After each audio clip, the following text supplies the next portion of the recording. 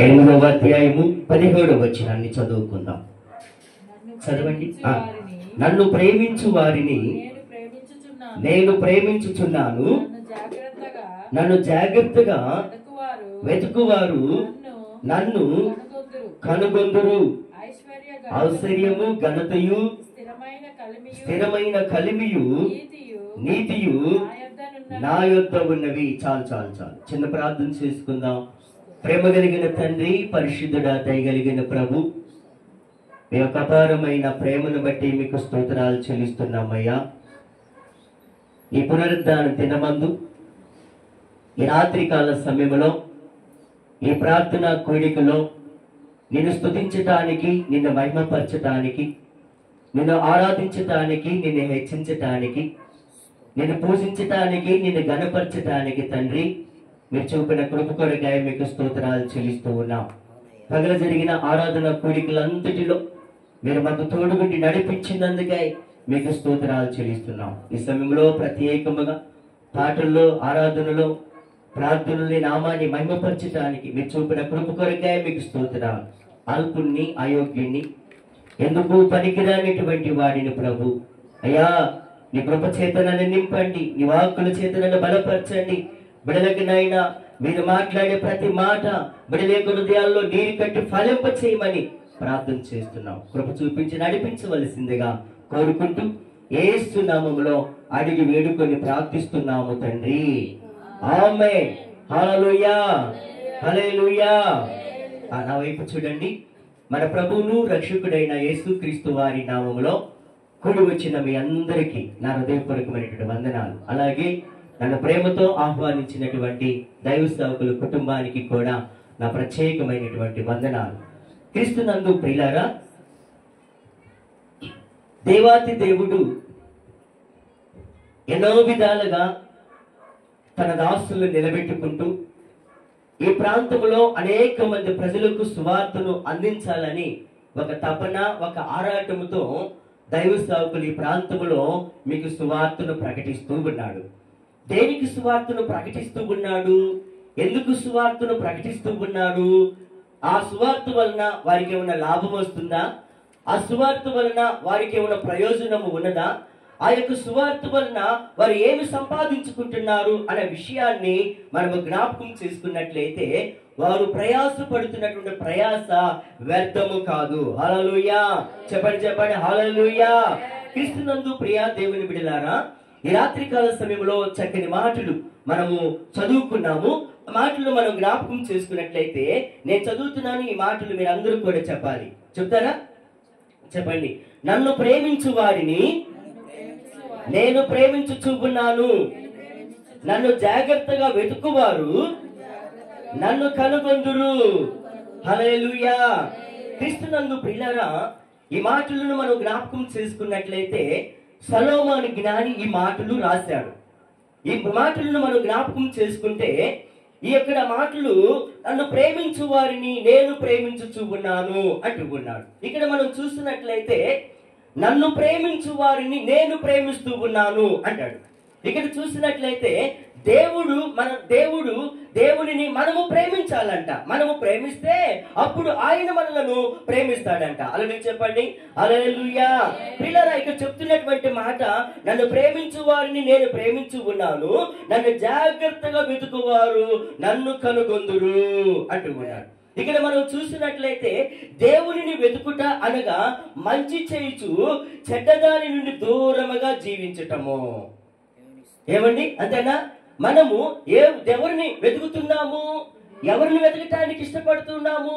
దేనిని వెతకటానికి మనము ఆరాటపడుతున్నాము? మనము చూసినట్లయితే దేవునిని వెతుకుట అనగా మంచిని వెతుకుట. ఏమండి, దేవుని వెతుకుతున్నాము, మనం మంచిని వెతుకుతున్నాం. చెడ్డదాని నుండి దూరముగా బ్రతుకుతూ దేవుని సన్నిధిలో మనము ఎలా ఉండాలంటే లోకములో ఉన్నటువంటి పేరును, బంగారమును మరియు డబ్బును వెతుకుట కంటే ఆయన నీతిని, రాజ్యాన్ని మనము వెతికే బిడ్డలుగా ఉండాలి. ఎవరిని వెతకాలంట? ఆయన నీతిని, రాజ్యాన్ని మనం వెతికే బిడ్డలుగా మనం ఉండాలి. ఎప్పుడు వెతుకుతాము ఆయనని? ఏమండి, ఎప్పుడు వెతుకుతాం మనం ఆయనని? శ్రమలు వచ్చినప్పుడు. అంతేనా? శ్రమలు వచ్చినప్పుడు, కష్టాలు వచ్చినప్పుడు, బాధలు వచ్చినప్పుడు, హింసలు వచ్చినప్పుడు, రోగాలు వచ్చినప్పుడు, కన్నీరుతో దుఃఖముతో బాధపడుతున్నప్పుడు ఆయనని వెతుకుతా ఉంటాం కదా.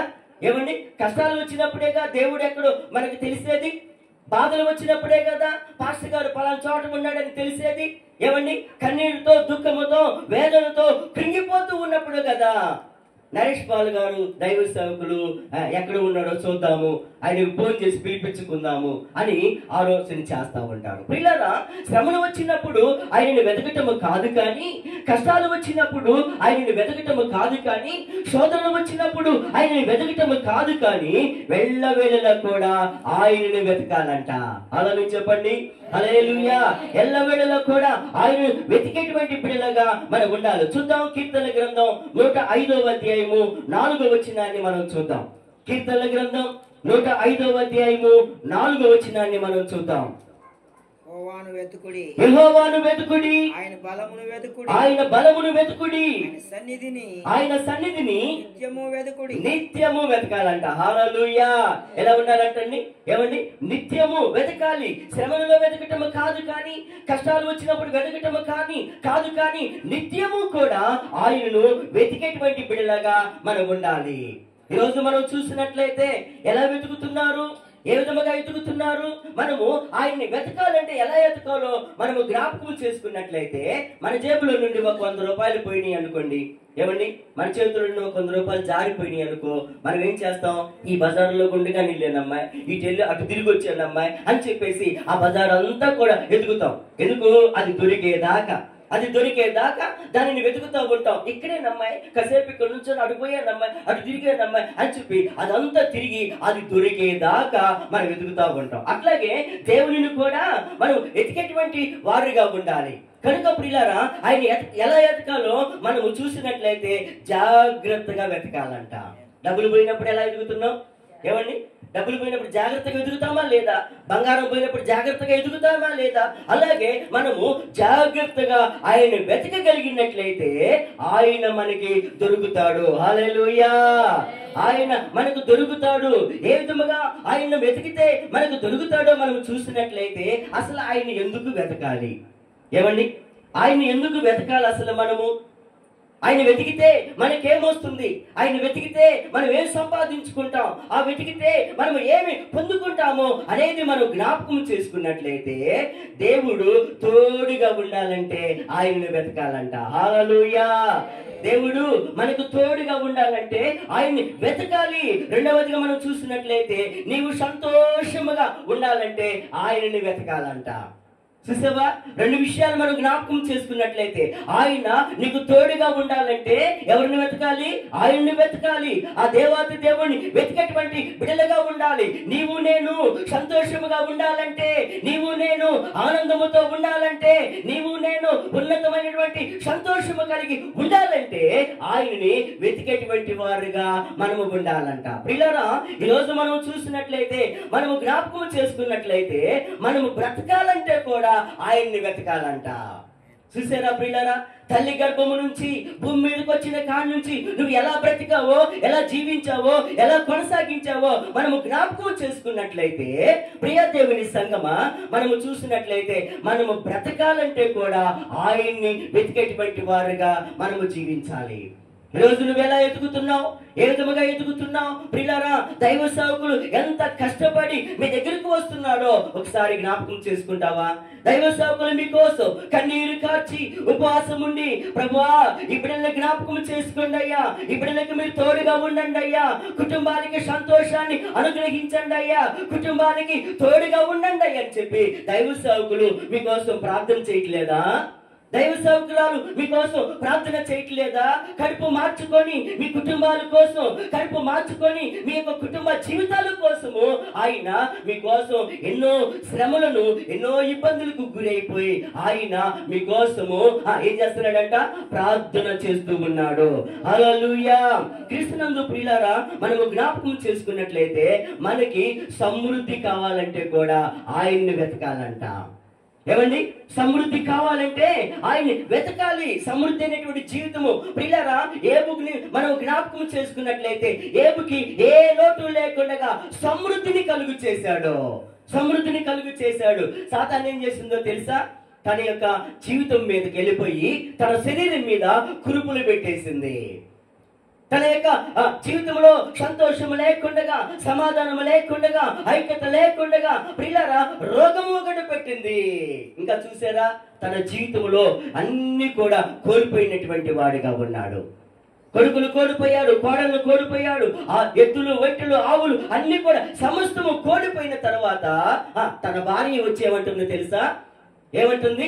దేవుడు దేవుడు దేవుడు అని ఎప్పుడు కూడా ఆ దేవుణ్ణి ప్రార్థిస్తూ ఉన్నావు, ఆ దేవుణ్ణి విడిచిపెట్టి ఆయన దూషించరాదు అన్నట్లుగా మాట్లాడుతూ ఉంటే ఆయన అంటున్నటువంటి మాట, మూర్ఖురాలు మాట్లాడినట్లుగా నువ్వు మాట్లాడబాక. దేవుడు ఇచ్చినప్పుడు మనం అనుభవించాము, దేవుడు తీసుకెళ్లి వెళ్ళిపోయినప్పుడు మరలా దేవునికే స్తోత్రము కలుగునుగా అని చెప్పినప్పుడు తరువాత అన్ని కూడా ఆయనకి సమృద్ధిని కలుగు చేశాడు. రెండంతల ఆత్మలు సమృద్ధిని అనుగ్రహించాడు. నీ కుటుంబానికి, నా కుటుంబానికి కూడా దేవుడు సమృద్ధి కావాలంటే ఆయనను వెతికేటువంటి వారుగా మనము ఉండాలి. ప్రియులారా, మన జీవితాలలో నిత్య జీవము కావాలని మనము కోరుకొని ప్రభు దగ్గర మనము గోజాడి ప్రార్థన చేయాలి. ఒక యవనస్తుడు యేసుక్రీస్తు వారి దగ్గరికి వచ్చి నిత్య జీవమును పొందుకోవాలంటే నేను ఏం చేయాలని ఎప్పుడు వచ్చాడో తెలుసా?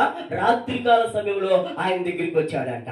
అయ్యా, పగలేమో నువ్వు ఆ కోటాలు పెడుతున్నావు, పగలేమో అక్కడ ప్రార్థన పెడుతున్నావు, ఇక్కడ ప్రార్థన, జనం అందరూ కూడా నీ చుట్టూ ఉన్నారు, నీతో మాట్లాడటానికి నాకు అవకాశం లేదు, అందుకని ఒక్కడిగా ఉంటావని రాత్రికాల సమయంలో నీ వద్దకు వచ్చానయ్యా. ఇప్పుడు నేను నిత్య జీవం పొందాలంటే నేను ఏం చేయాలి అని అడుగుతూ ఉంటుంటే అప్పుడు యేసుక్రీస్తు వారు చెప్పాడు, నీకున్నటువంటి ఆస్తి అంతయు కూడా అమ్మేసి అది పేదలకి ఇచ్చేసి నన్ను వెంబడించు అన్నాడు. ఏమన్నాడండి దేవుడు? ఏం చెప్పాడండి? యేసుక్రీస్తు వారు తనతో చెప్పినటువంటి మాటలు, మీకున్న ఆస్తి అంతా కూడా అమ్మేసి అదంతా కూడా పేదలకి అప్పచెప్పి నన్ను వెంబడించు అని అంటే ఆయన వ్యసనముతో తిరిగి వెళ్ళినట్లుగా మనము చూస్తా ఉన్నాం. నిత్య జీవానికి ఎక్కడికి వచ్చాడు? అంచులు దాకా వచ్చాడు. ప్రియులారా, అంచుల దాకా వచ్చి ఏమైపోయాడు? నిత్య జీవాన్ని కోల్పోయినటువంటి వాడిగా ఉండాలి. ఈ రోజు నీవు నేను కూడా ఆ నిత్య జీవాన్ని పొందుకోవాలంటే ఆయన్ని వెతికేటువంటి వారుగా మనము జీవించాలి.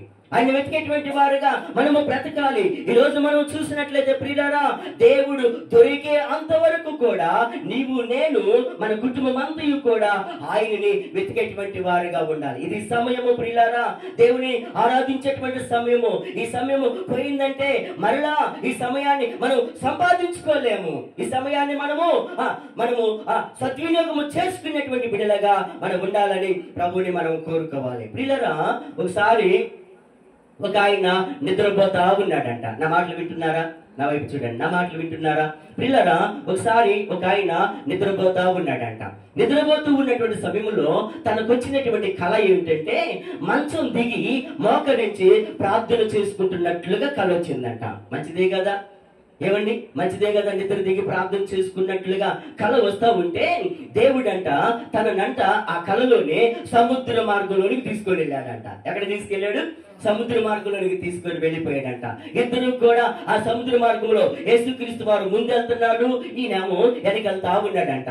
అట్లా వెనక వెళుతూ ఉండగా యేసయ్య పాదాలేమో పెద్దవిగా పడుతున్నాయి అంట, ఈయన పాదాలేమో చిన్నవిగా కనిపిస్తున్నాయి అంట. కొంత దూరం వెళుతూ వెళుతూ వెళుతూ ఉన్నటువంటి సమయంలో ఈ వెనకమాల నడుస్తున్నటువంటి ఆయన పాదాలు కనబడతలేదంట.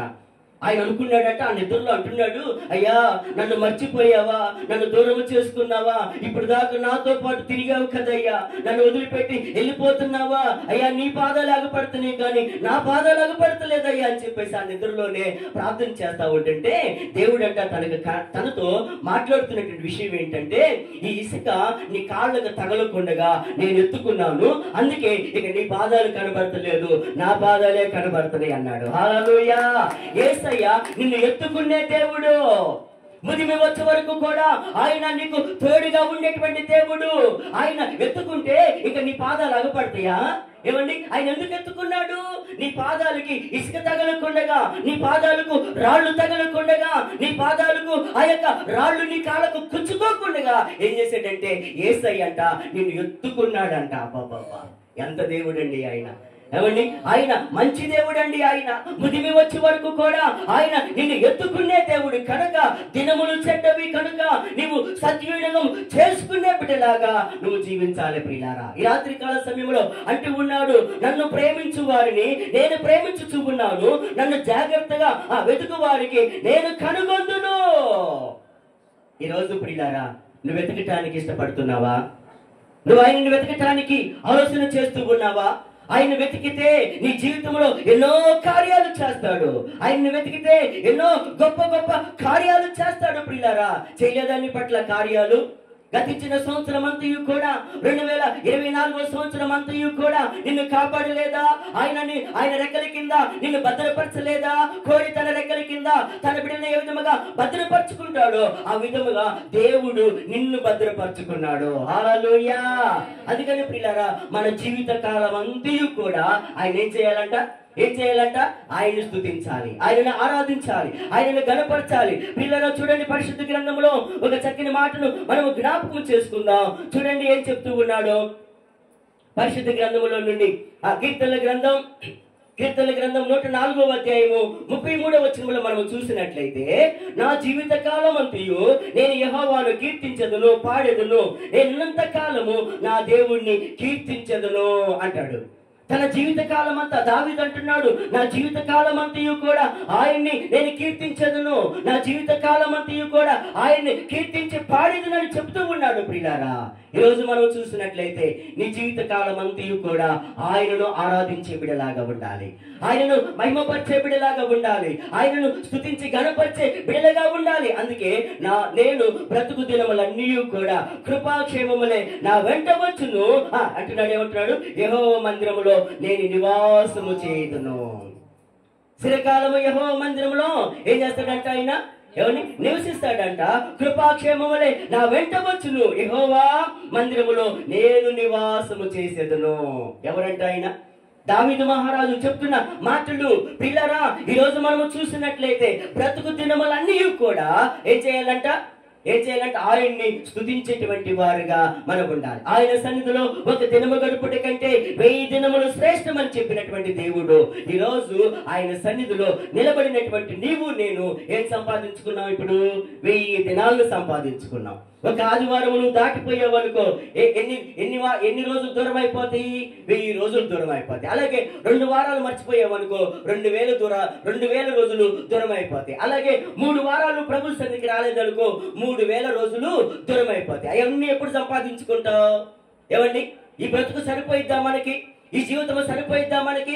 ఏమండి, ప్రభువుని ప్రతి ఆదివారము కూడా ప్రభువుని ఆరాధించేటువంటి వారిగా ఉండాలి, ప్రభువుని మహిమపరిచే బిడలుగా ఉండాలి. దైవ సేవకుడు ఈ ప్రాంతంలో ఈ సమయంలో ఇక్కడ దేవుని సువార్తను ప్రకటించడానికి దైవ సేవకుడు సిద్ధపడి వస్తూ ఉండగా ముందుగా నువ్వు రావాలి.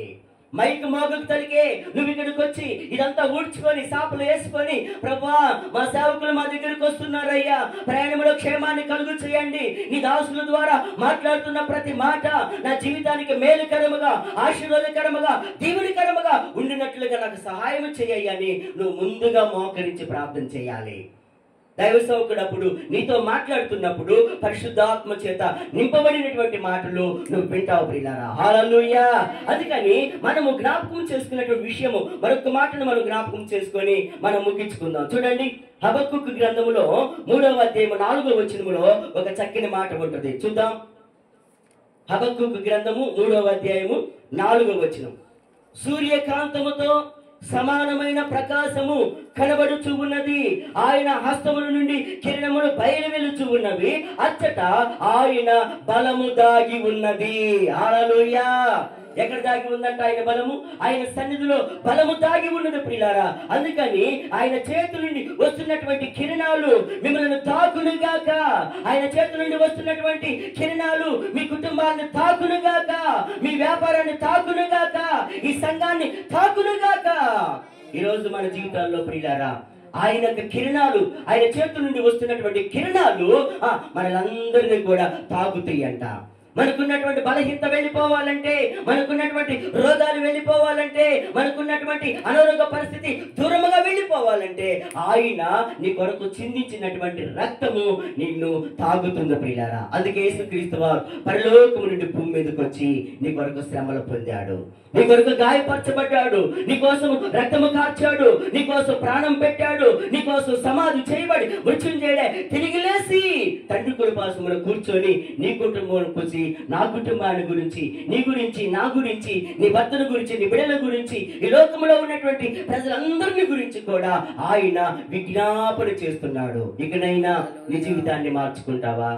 ఇకనైనా నీ జీవితాన్ని సరి చేసుకుంటావా? దేవా, నిన్ను వెతికే బిడ్డలాగా నేను ఉంటానయ్యా, నిన్ను వెతికే బిడ్డలాగా నేను జీవిస్తానయ్యా. నా కుటుంబానికి సంతోషము కావాలంటే నిన్ను వెతకాలని, నా కుటుంబానికి సమృద్ధి కావాలంటే నిన్ను వెతకాలని, నా కుటుంబానికి సంతోషము కావాలంటే నిన్ను వెతకాలని, నిత్య జీవము కావాలంటే నిన్ను వెతకాలని నీ లేఖన భాగము ద్వారా, నీ దాసుల ద్వారా మాట్లాడిన ప్రతి మాట నా జీవితానికి ఆశీర్వాదకరముగా, మేలుకరముగా, దీవెనకరముగా ఉండాలని మనం అందరము కూడా ప్రార్థన చేద్దాం. తలలు వంచండి, ప్రార్థన చేసుకుందాం.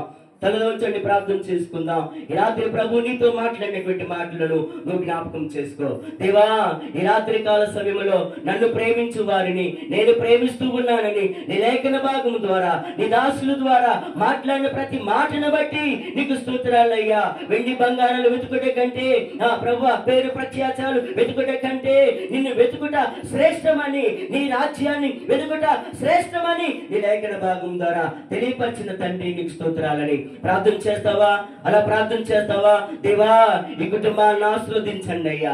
దేవా, నీ బిడ్డలను ఆశీర్వదించండి అయ్యా.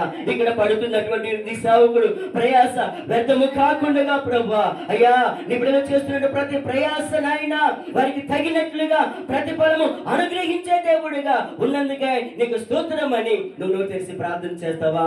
ప్రార్థన చేసుకుందాం, ప్రార్థన చేసుకుందాం. దైవ ప్రేమ కలిగిన తండ్రి, పరిశుద్ధుడా, దయగలిగిన ప్రభువా, మీ యొక్క అపారమైన ప్రేమను బట్టి మీకు స్తోత్రాలు చెల్లిస్తూ ఉన్నాం. ఈ రాత్రి కాల సమయంలో ప్రత్యేకముగా నాయనా అయ్యా, మీరు మాట్లాడిన ప్రతి మాటను బట్టి మీకు స్తోత్రాలు చెల్లిస్తూ ఉన్నాం. మాకు తోడుగా ఉండాలంటే, నిన్ను వెతికే బిడ్డలుగా దేవా, మాకు సంతోషము కావాలంటే నిన్ను వెతికే బిడ్డలుగా, మాకు సమృద్ధి కావాలంటే నిన్ను వెతికే బిడ్డలుగా అయ్యా, నీ కొరకు ప్రభువా మేము జీవించే బిడ్డలుగా ఉన్నట్టుకు సహాయం చేయండి తండ్రి. అన్నిటికీ అంతము సమీపమై ఉన్నది కనుక ప్రభువా నిన్ను వెతికే బిడ్డలుగా ఉండగలుగుటకు కృప చూపించండి. దావీదు వెతికినట్లుగా ప్రభువా దేవా, నిన్ను వెతికే హృదయము మాకు కలుగు చేయండి అయ్యా. నిన్ను వెతికే కృప మాకు అనుగ్రహించండి అయ్యా. నిన్ను వెతికేటువంటి హృదయము మాకు దయచేయండి ప్రభు. ఈ రాత్రి కాల సమయంలో చక్కని వర్తమానము ద్వారా అయ్యా నీ బిడ్డలకి మీరు తెలియపరిచినందుకే మీకు స్తోత్రాలు చెల్లిస్తున్నాం. వారి కుటుంబాలు మేలుకరముగా, దీవెనకరముగా, ఆశీర్వాదకరముగా ఉండగలుగుటకు సహాయం చేయమని ప్రార్థన చేస్తున్నాం. వచ్చిన బిడ్డలందరినీ కూడా మీరు దీవించండి, ఆశీర్వదించండి అయ్యా. వారి కుటుంబాలలో ఏ సమస్యలు ఉన్నాయో, ఏ ఇబ్బందులు ఉన్నాయో, ఏ ఆర్థిక పరిస్థితులు ఉన్నాయో వాటన్నిటి నుండి విడుదల కలుగు చేసి, బిడ్డలకు సమృద్ధిని కలుగు చేసి నడిపించమని ఈ రాత్రి దీవెనతో మీరు బలపరిచినందుకై మీకు స్తోత్రాలు చెల్లిస్తూ యేసు నామములో అడిగి వేడుకొని ప్రార్థిస్తున్నాము తండ్రి. ఆమేన్. హల్లెలూయా, హల్లెలూయా. మన తండ్రి దేవుని ప్రేమ, కుమారుడైన యేసుక్రీస్తు వారి యొక్క కృప, పరిశుద్ధాత్మ ఆయనను సహవాసం, ఇక్కడ ఉన్నటువంటి దైవ సేవకులకును, ఇక్కడికి వచ్చిన కుటుంబాలకి, మాకును, దూర ప్రాంతంలో వాక్యం విన్నటువంటి బిడ్డలకి, మాకందరికి సదాకాలము తోడై ఉండి సర్వ సత్యములోనికి నడిపించును గాక. ఆమేన్. హల్లెలూయా. మీ అందరికీ వందనాలు చెప్పండి, వందనాలు చెప్పండి.